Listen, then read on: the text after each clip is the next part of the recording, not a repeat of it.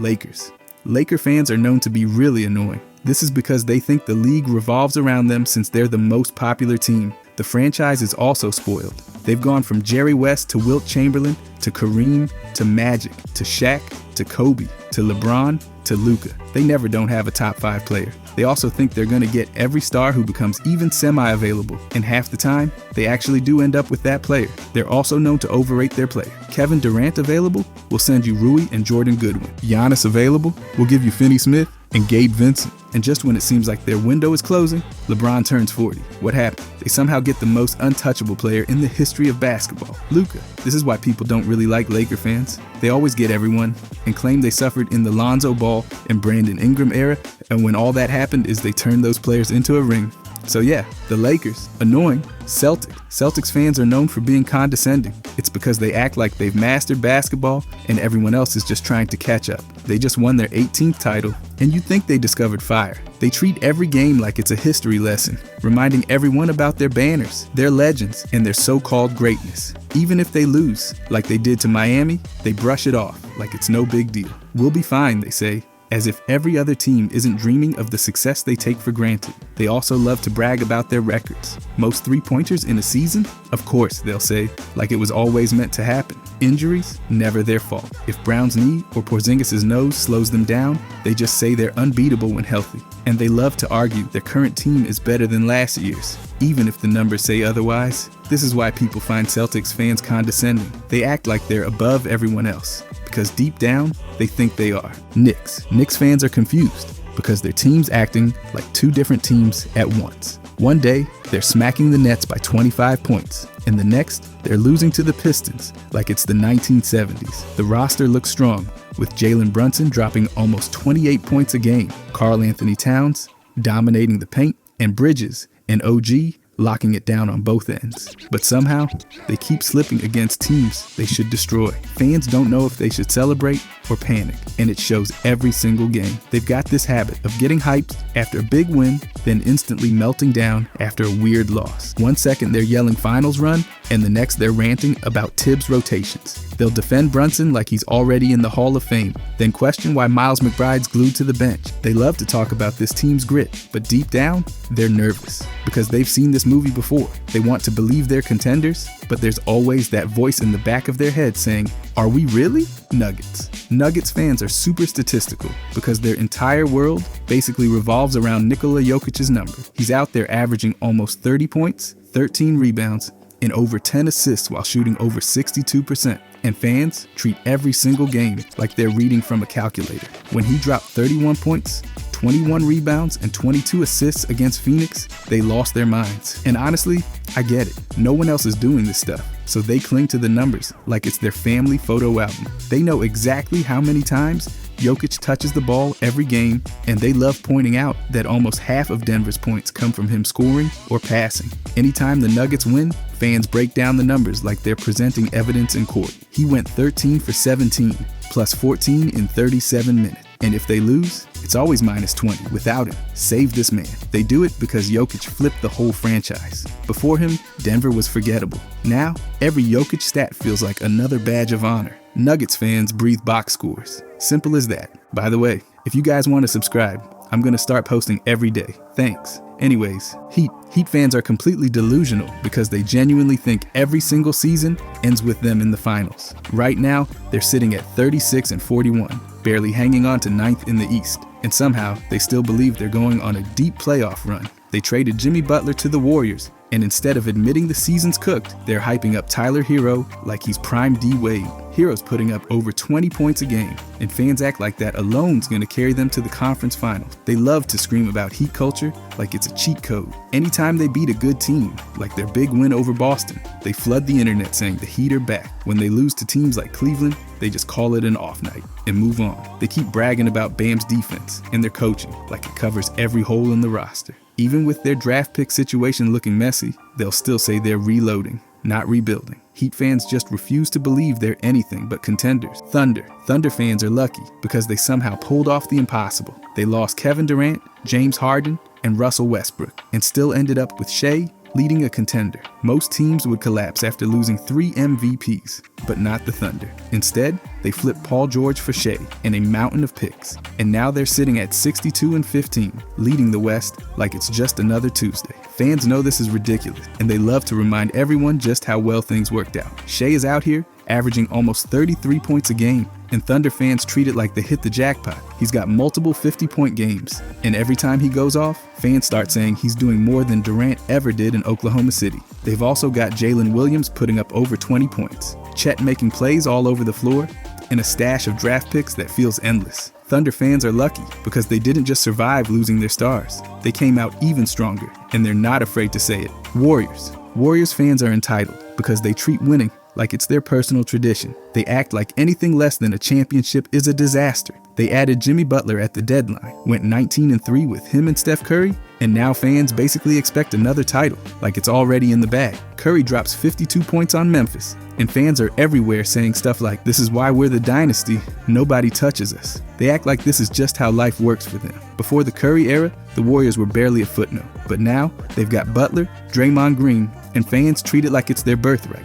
Even when they lose, they just brush it off, saying their depth and stars will save the day. They see every Curry milestone, like his 4,003, as a sign of destiny. Warriors fans are entitled because they expect greatness every season, and anything less feels like the universe is broken. Mavs fans are sad because they watched their entire future get shipped off to Los Angeles. Luka, their superstar, and pretty much the only reason they woke up in the morning, got traded for Anthony Davis, Max Christie, and a far-off pick.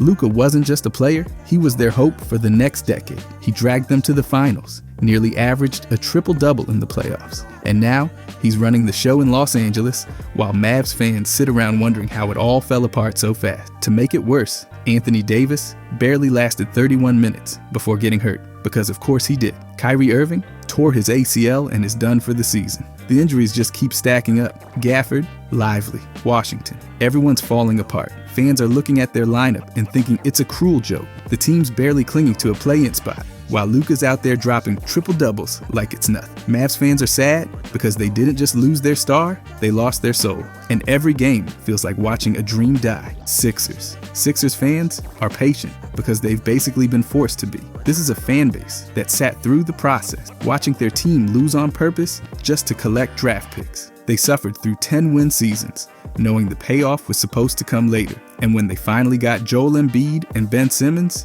it felt like their patience was paying off, until it wasn't. Simmons refused to shoot, melted down in the playoffs, and eventually forced his way out. Fans waited years for him to become a star, and he just never did. Then there's Embiid. He's incredible when healthy, but that's always the catch. This season alone, he's barely played, and fans are stuck watching him sit while the team falls apart. Add in injuries to Jared McCain and Tyrese Maxey, having to carry way too much. And it's no wonder Sixers fans feel like they're always waiting. They've waited for picks to pan out, for Simmons to grow up, and for Embiid's body to hold together. Sixers fans are patient because they don't have a choice. They've been living in wait mode forever. Wizards fans are doomed because every single thing about this team feels cursed. They're stuck with the worst record in the league at 17-60, and it's not even a fun kind of bad. They've lost 16 games in a row twice this season, and fans are out here posting stuff like, "We're not just bad, we're cursed forever." Even the dream of tanking feels hopeless since the lottery odds are flattened, and knowing their luck, they'll probably fall out of the top 3. The injuries have been brutal too. Bilal Coulibaly, who was actually giving them hope, tore his hamstring and is done for the year. Marcus Smart came over at the deadline, but he's barely played.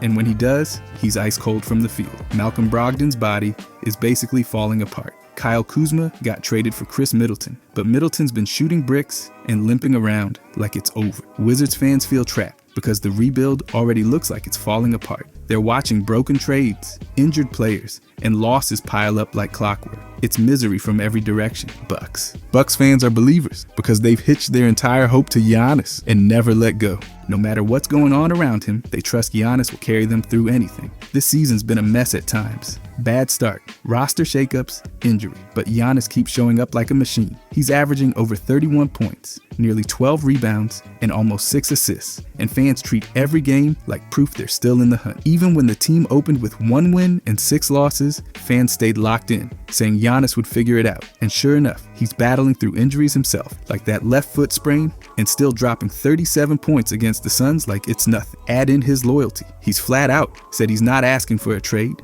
And Bucks fans have all the reason in the world to believe. They see Giannis as the foundation, the constant, the unstoppable force. To them, it doesn't matter what the standings say or who's hurt. As long as Giannis is out there, they believe anything's possible. Rockets fans are needy because half of them treat every single superstar rumor like it's a lifeline. The moment any big name even hints at being unhappy, this fan base lights up like they're ready to send the entire roster in a trade. They finally got a young core that's looking strong, made the playoffs for the first time in years, and yet fans act like it's not good enough unless they land the next shiny superstar. Jalen Green, Alperen Sengun, Jabari Smith, all under 25, all showing real promise, and still half the fan base is begging for a trade, like they're starving. What's wild is this team finished second in the West. They've proven they can win without rushing into desperation moves, but the moment the Rockets lose a game, the trade machine gets fired up. Some fans want patience to let this group grow and see if they can deliver in the playoff. Others want instant gratification. Rockets fans are needy because no matter how good things look, they're always searching for something bigger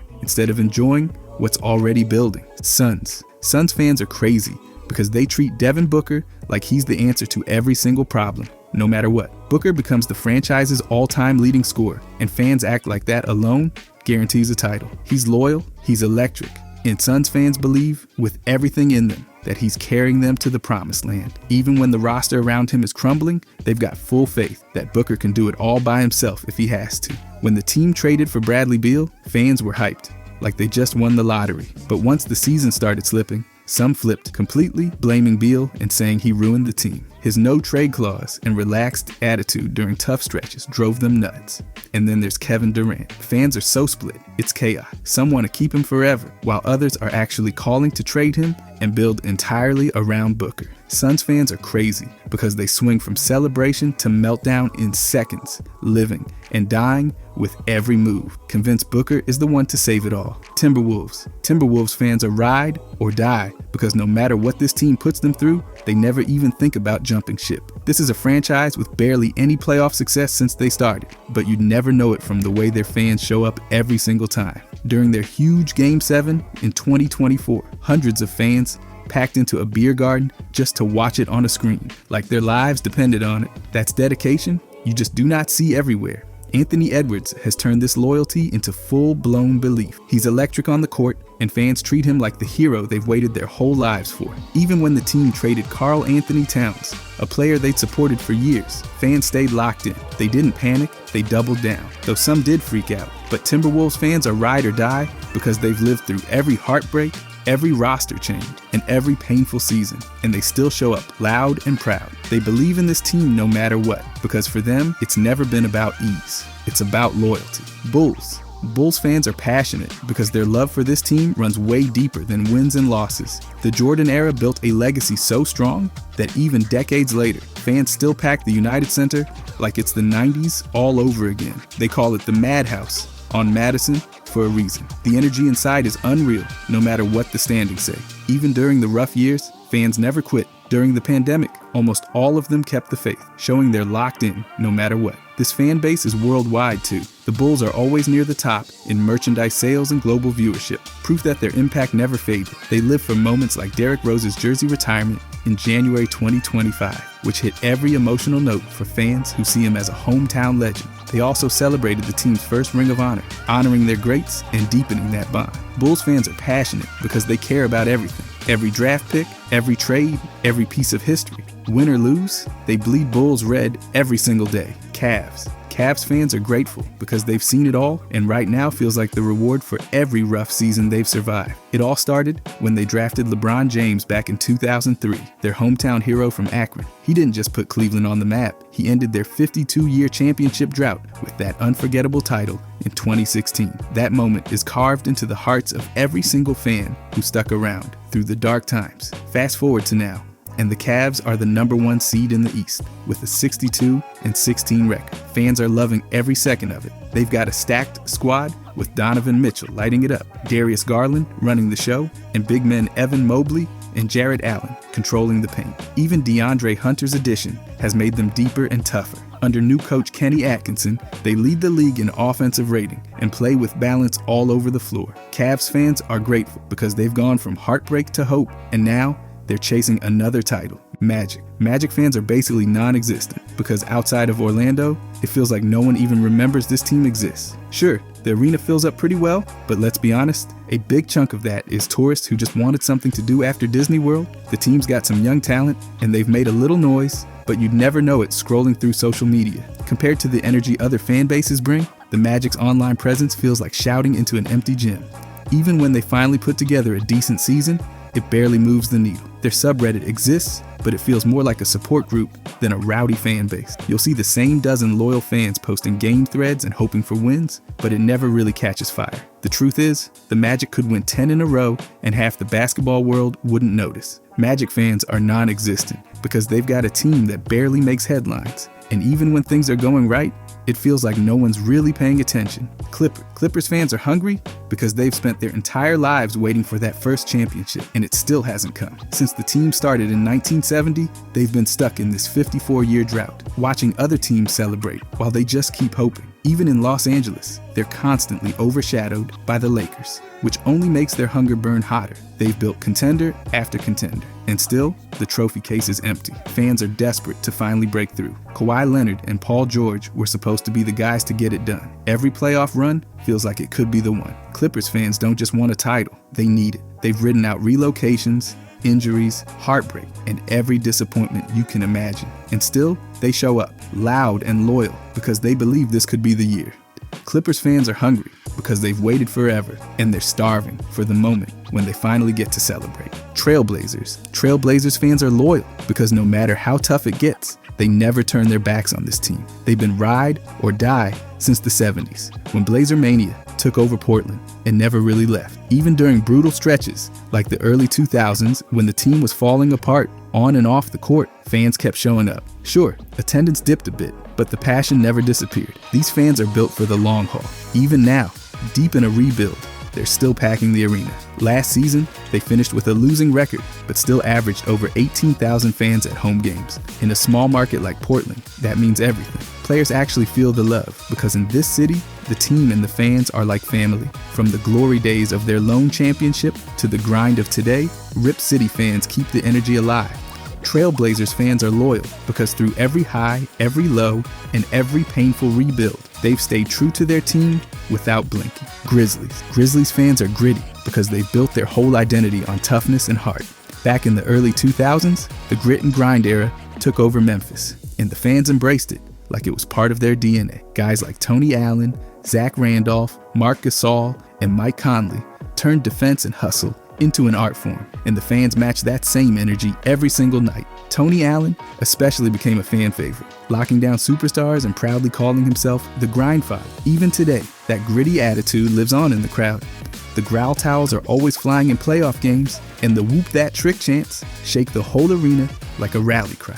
Fans in Memphis show up loud and fearless, no matter what the standings say. They've stuck with the team through injuries, tough playoff exits, and growing pains because they see the fight in their players and bring the same fire themselves. Grizzlies fans are gritty because just like their team, they never back down, never stop pushing, and take pride in every single battle. Pistons fans are finally happy because after a decade of pure misery, they've got a team that's actually fun to watch. For years, they were stuck at the bottom of the standings, getting clowned as the NBA's punching bag. Last season, they finished with just 14 wins, and fans were begging for something, anything, to change. Now with a 43-35 record, they've locked up their first winning season since 2016, and the energy in Detroit is electric. It all started when they brought in Trajan Langdon to run the front office and hired J.B. Bickerstaff as head coach. The culture flipped overnight. Cade Cunningham has been the star fans were dreaming about, finally making his first All-Star team while averaging nearly 26 points and over 9 assists. Add in veterans like Tim Hardaway Jr.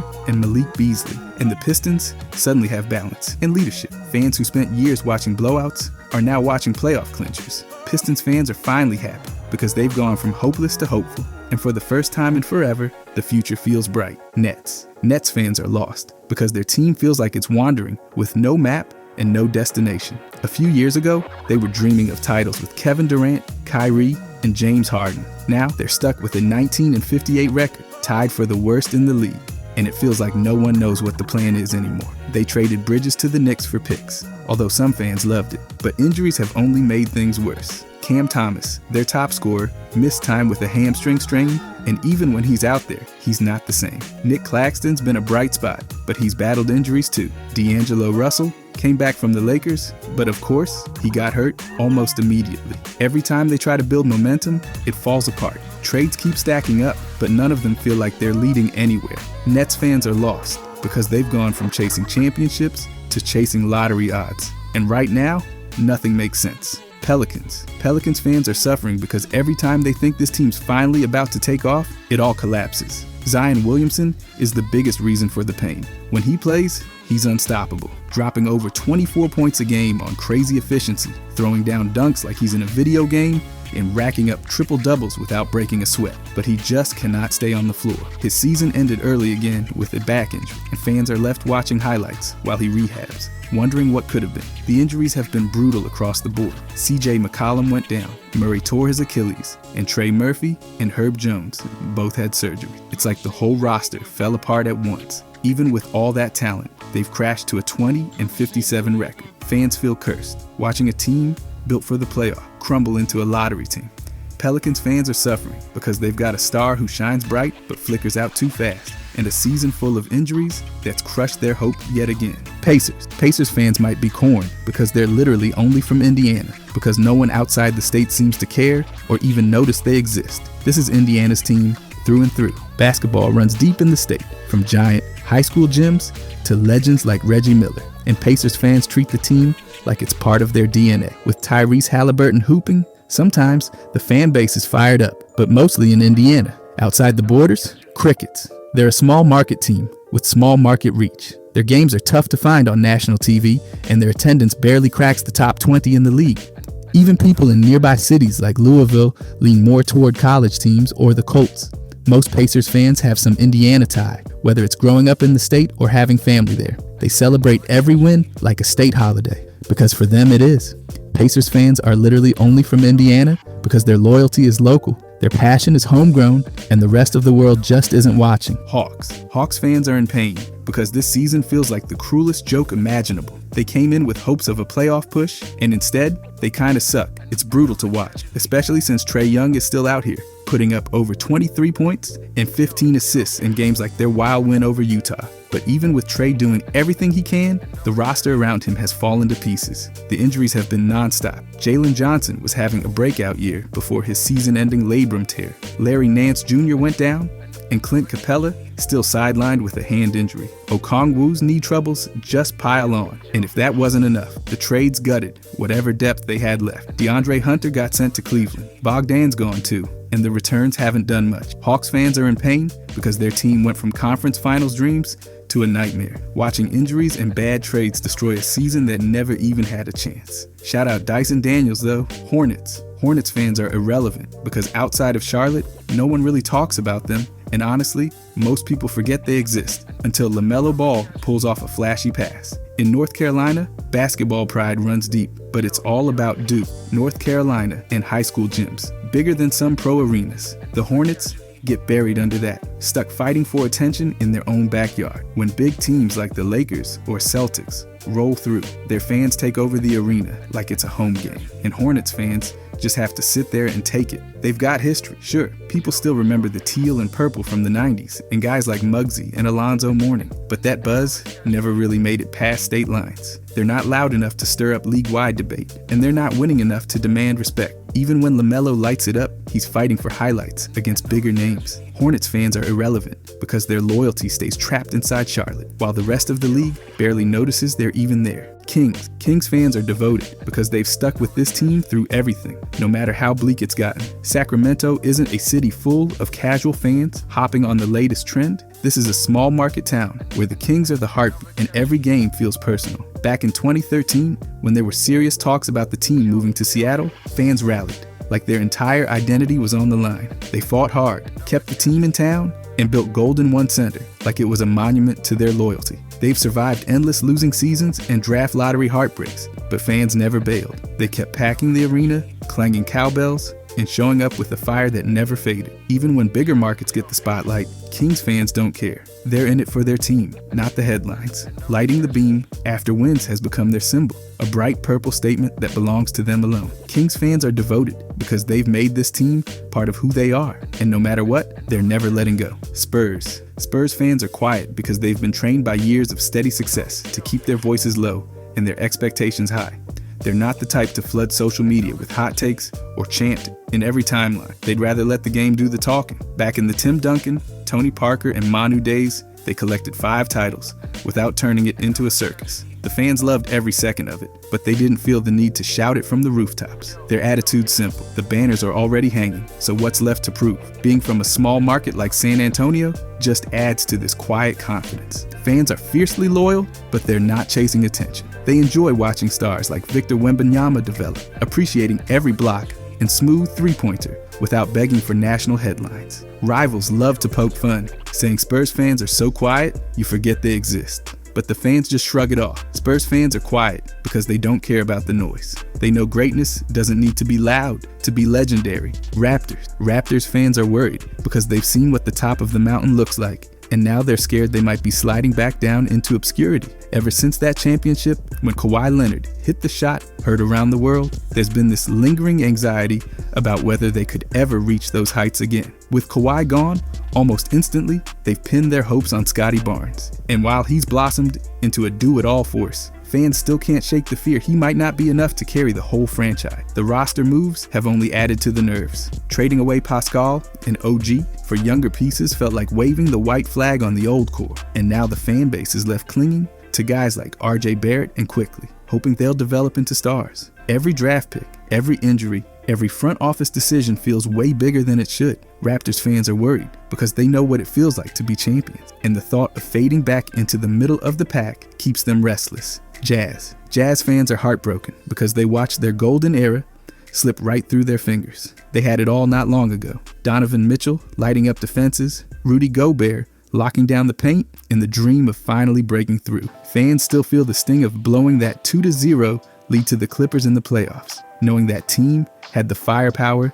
to go all the way. Then the trades came, and just like that, their core was scattered. Mitchell's a star in Cleveland, Gobert's anchoring Minnesota, and Utah fans are left clutching memories instead of banners.